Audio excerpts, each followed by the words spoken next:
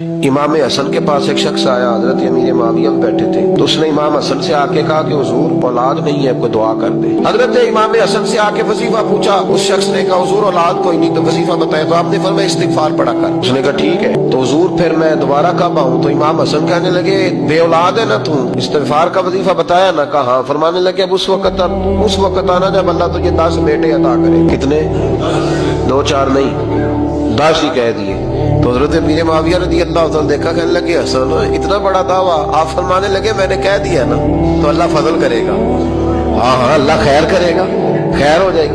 वो शख्स कई सालों के बाद आया, कई सालों के बाद। तो हजरत अमीर माविया को भी साथ लाया, कहने लगा हुजूर अल्लाह के फजल से अल्लाह ने 10 बेटे अता फरमाए, पूरे 10 ही अल्लाह ने दिए।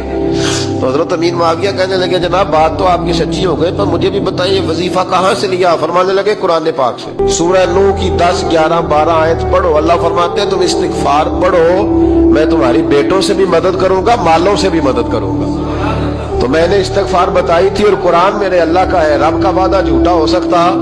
फरमाया 10 बेटे मिलने थे, मैंने कह जो दिया था। तो मेरे भाइयों याद रखे, इस्तिगफार अल्लाह की रहमत नाज़िल कर।